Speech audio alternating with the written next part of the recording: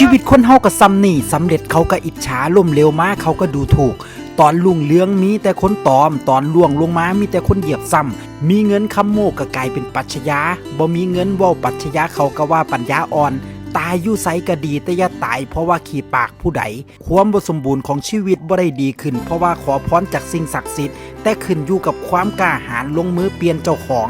ที่มันเอากลับคืนมาบ่ได้ต้องฝึกยอมรับที่หลังไว้บ่อยู่ต้องฝึกอวยพรให้เขาไปดีที่คั่วไว้บ่ได้ต้องฝึกฮู้พอใจในสิ่งที่มีอยู่ขี้ฟ้าล้าลับบ่แม่นว่าสิลับหายคนล่มบ่แม่นว่าสิล่มไปตลอดแค่ใจยังไหวคนก็ยังยืนบ่มีไผพยุงตัวเฮาได้ดีเท่าเฮาเพราะว่าคนพยุงก็บ่ฮู้ว่าสิผลักเฮาลงอีกมื้อใด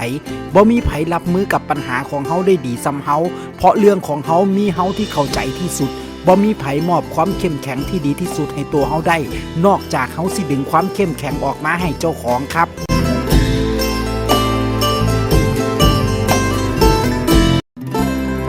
มีเงินเดี๋ยวก็มีหมู่บ่มีเงินหมู่ก็หายมีเงินคำเว้าก็เป็นปาดบ่มีเงินคำเว้าก็เป็นแค่ลมมีเงินแค่ดีดนิ้วคนก็ได้ยินบ่มีเงินห้องให้ตายก็บ่มีไผเห็นมีเงินแก้ผิดเป็นถูกได้บ่มีเงินบางเทื่อถูกกระสู่ผิดบ่ได้เงินมันซื้อได้สุอย่างแต่มันซื้อเวลาชีวิตเรา